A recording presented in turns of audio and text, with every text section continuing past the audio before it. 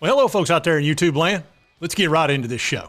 All right, folks, we got a huge Bama YouTuber that understands the Vols, and I don't like it. I don't like this guy understanding what we're doing here, and it's kind of worrying me a little bit. Now, I think what the Vols are doing is fantastic. I can see what Josh Heupel's building here. And look, I'm the very first to tell you, when it came to the hire of Josh Heupel, I was underwhelmed. I was not happy, and I didn't think we should hire him. I was not exactly right. Yep, I hate saying it, but I was wrong. Josh Heupel wound up being a great hire. Now, it didn't take me long back in 2021 to figure out that we needed to sign this guy long-term. It was after the Missouri game and the South Carolina game when I watched us go up by about 30 points on both of them like that, and I realized, oh my gosh, this guy knows what he's doing, and I mean he knows back and forth. So I've been on this bandwagon for a while, and my position was get him signed long-term. No desire. Settle! Settle, settle, settle, settle! Exactly. Settle, settle, settle. Whatever it takes, get it. Get it done. So now he's signed long-term, so I don't have to worry about that anymore, and I don't have to beat the table anymore and start, saying don't make me come over there and I'll turn this car around and all that other crap I was doing. Don't touch! I'm thrilled with the direction of this program. I could not be happier, and I think we're 2 years ahead of schedule at least. So with all that being said, unfortunately, we do have a YouTuber, and this guy's a big YouTuber. He's got over 250,000 subscribers. I featured him once or twice over the last few months, and he gets it. He 100% understands what's happening here, and I don't like that. I don't want him warning the rest of the league and telling Alabama fans, hey, you better not think this is just a gimmick or it's not a flash in the pan. We better be prepared to play this team every year. I don't want them thinking that. I want them to be more like the Georgia fans who are sitting here thinking, oh, well, it's a fluke, it's a gimmick. We don't have to worry about them. They'll be history like they've always been, and we don't need to even be concerned about it. That's where I want people. And this guy, Matt Be Great, is warning the entire Alabama community that they'd better be ready to help the team when we're in Tuscaloosa, and we just don't need that type of attitude. So let's see what he had to say about it. And I have a big but. You better believe me on this. The dark days are over for Tennessee football. And what Tennessee and Josh Heupel are currently doing and what they're about to do, they're going to put the rest of the country on notice. Here's what it has to do with Tennessee. People thinking last year it was a fluke. It was a March Madness Cinderella run. I can understand why people are saying that, but I also think you're a flat-out idiot. You don't know what you're talking about because Tennessee is here to stay. Are they going to be this good for the next 20 years? I don't know, but for the next 3, 4, 5 years, I guarantee you, they're going to be a 9-10 win team, guaranteed. Come here. Let me explain something to you real briefly. When you find your guy, and I'm talking about your head coach, the guy, it's over. There is none of this 5-7, 7-5, 8-4 type of seasons. No. Shh. Don't tell anybody that, Matt. Be quiet. Just cover Bama.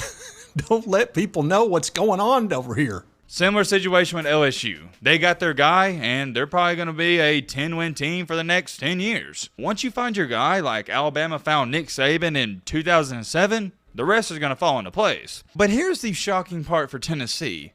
Things are falling into place quicker than expected. Don't get me wrong, Josh Heupel and Tennessee, they were supposed to be good last year, but they weren't supposed to be that good. They weren't supposed to be beating Bama type of good. Did they hit some bumps in the road late in the season? Yes, they did, but they still over-exceeded expectations, and they beat Clemson. And the biggest part about all this is, like I said, casuals aren't going to understand this. Josh Heupel, he didn't even have most of his recruits in, or his guys. He is still rebuilding this Tennessee team, whereas when he took over that job, it was one of the worst, if not the worst jobs in the country. I still remember it like it was yesterday. It feels like it was only a couple days ago that all these allegations, Jeremy Pruitt, he was paying those players, and Tennessee barely had anybody on the roster. When Josh Heupel took over that team, they were so depleted, and they're still working on getting it back up to what it should be. On the offensive side of the ball, they're cool. They're okay. But their depth on the defensive side of the ball, it was terrible. But still, last year, they was one of the best rushing defenses in the country. This team isn't going anywhere anytime soon. Now he's telling about our defense and our rushing defense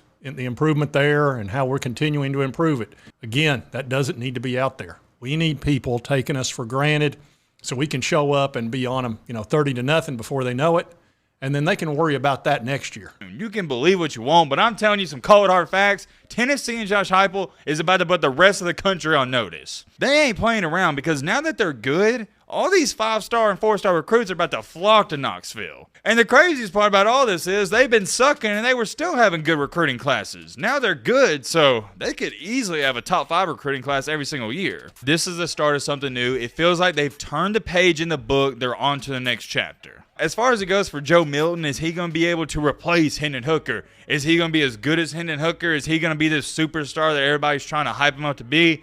I don't know about all that. I really can't even tell you my opinion on him because I got to see a little more out of him. Yeah, he played good against Clemson, but I need to see it the first 3 or 4 games of the year before I give you my real opinion. I think he has unlimited potential, but that's the thing. It's potential. I need to see it to believe it. But regardless, even if Joe Milton ain't the greatest thing ever, I still think Tennessee, even if Milton isn't a star player, is going to win 10 games next year. Easily. This is just me giving you a warning. You better watch out for this team, and you better not sleep on them. Let me know. All right, so if this was just a YouTuber that maybe had, a few thousand subscribers, that'd be one thing. But see, it's got over 250,000, so he's getting the word out there. So I don't think there's much we can do about it. But so be it. It was going to get out eventually anyway, so we might as well just learn to live with a target on us, and that's okay. Look, when you get good, that's just part of it. Now, are we ahead of schedule? Absolutely. But I think with Josh Heupel, what he's doing, he's got Nico in the fold. He's got another quarterback, Jake Merklinger, coming that's a real high 4-star, and they're going to continue on. Probably going to get George McIntyre or possibly Cutter Boley out of Kentucky, another couple of 5-stars. We won't get them both, but we'll get one. And that's because, look, if you're a quarterback and you're not really wanting to play for Josh Heupel, you're not looking out for your best interest, because what this guy can do is really incredible, and he's been doing it with 4-stars and low 4-stars like Hendon Hooker was. What's he going to do with a 5-star like Nico or possibly a George McIntyre or this Jake Merklinger guy or even a Cutter Boley, again, like I said, out of Kentucky? That guy's excellent. It's going to be next level. And so when people are talking about how that's a gimmick and these wide receivers and all these other folks can't really cut it in the NFL, what's going to happen when all these 5-stars come in here and they start lighting it up? You're going to keep running your jaw about that? I doubt it. So I couldn't feel better about things. And look, I'm not really upset with Matt over this. It was going to get out anyway, but he's just really putting it out there quick. And he must watch the Vols pretty closely because he's 100% right on the whole thing with Joe Milton and Nico and all. We just don't know 100% yet. Yeah, he played well at Clemson, and I really kind of took myself off the fence there, more towards Joe Milton's side of it. But I still need to see a few games. I want to see how he handles it in Florida. I think that's going to be the key game for this season, is playing in Gainesville at the Swamp. If he handles himself there, we win that game, I think we're going to be fine with Joe Milton. I really do. That's going to be critical because the Swamp is a very difficult place to play, especially for the Vols. For whatever reason, they've kind of had our number, so we'll see what happens there. But anyway, I just wanted to cover that. I thought that was pretty interesting, and seeing what the other side is saying about us. And we're starting to get respect. I don't know if I like it, but it's happening. And if you like this content, be sure to hit that like button. Lets me know to continue to cover the Vols and all the SEC and all that kind of stuff. And if you've not subscribed, it's right here on your right, my left. Just hit that little button. Costs you nothing. I would appreciate it. And right over here is my most recent video. And YouTube thinks you'll love that video. Be sure to check that one out. And we'll see you next time on Sports Talk Jay.